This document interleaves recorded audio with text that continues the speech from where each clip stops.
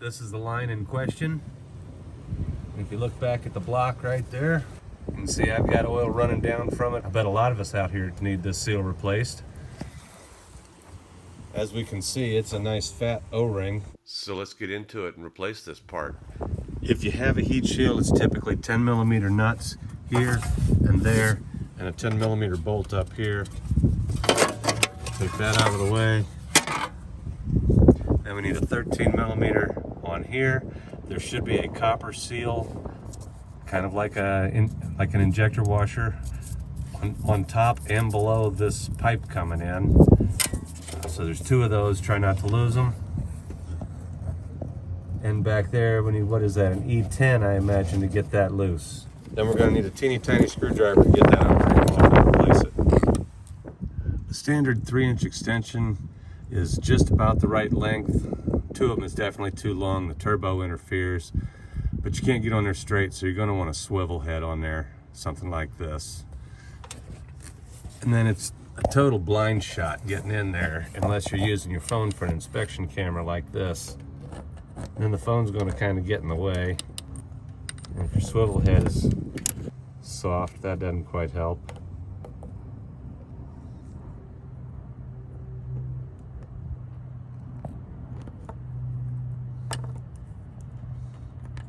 Come on, be the NASA engineer you always wanted to be. Get it on there. Naturally, it helps to get this hose out of the way, but you still can't really see in there where you want to be without a camera. And two 3-inch extensions help if you've got two of them. One will get the job done. Then once this little bolt is pulled out, we're gonna grab that fuel line, wiggle, and pull it straight toward the passenger side, or the right-hand side of the van, left as I'm facing the engine. Don't forget about that copper seal underneath that banjo bolt right there. Banjo, that's not the banjo bolt, but that's the banjo hole. That's why it's called a banjo bolt right there. That's shaped like a banjo. There's a copper seal. There it is. We want to make sure we don't lose that. All right, as luck would have it, wiggling it, I tapped it, and the copper seal stuck to my banjo here, so I want to be careful not to mix that up with the other one or flip it over. So that is right side up and laying down now. And we're going to leave it just like that until we replace this tire out here. There we go. Now we can really see how that is flat. That is no longer an O-ring. We'll swap those out.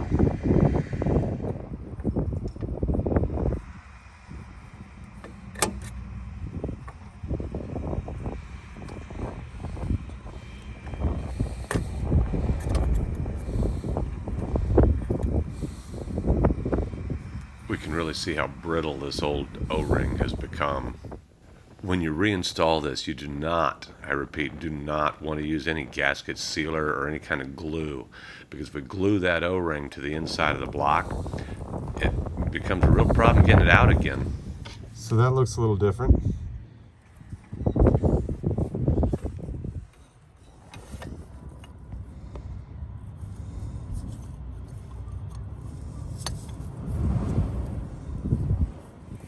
Now that's back in. I'm going to pick this seal up without flipping it. Slide it back underneath.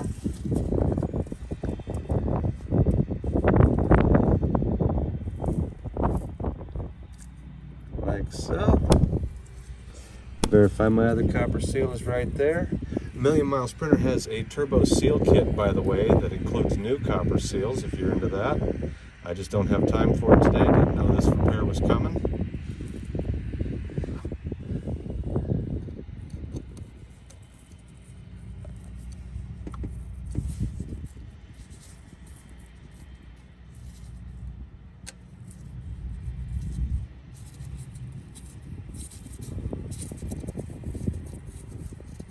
Mentioned earlier, these bolts, these are you definitely don't want to strip them, so get them started by hand.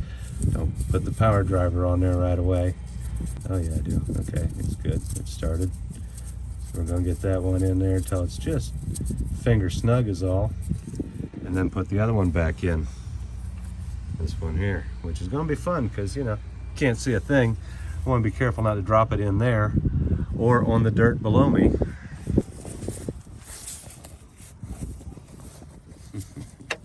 Yeah, that is definitely a feel for it and then slide the bolt over to where your finger just felt the hole. Afraid I can't show you that in this tight space. I can't see it, can't get a camera in there. Just have to take my word for it. That bolt's in there now. It didn't vanish. It's not in very good yet. Looks like maybe that supply line needs to tilt just a little bit. No, it's not going to tilt. I'm going to try to line it up with a straight stick.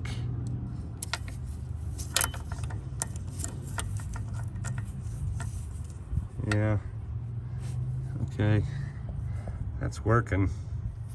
Maybe that extension isn't necessary at all.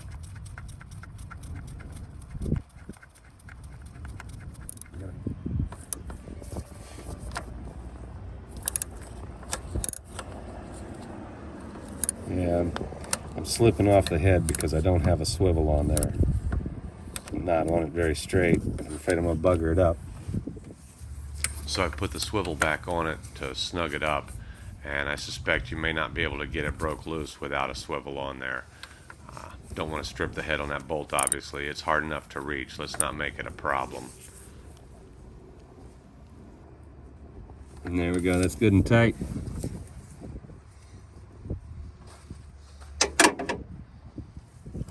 And now we tighten the 13mm down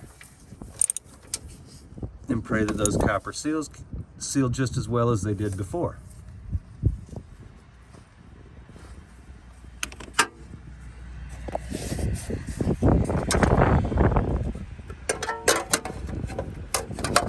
Heat shield back on.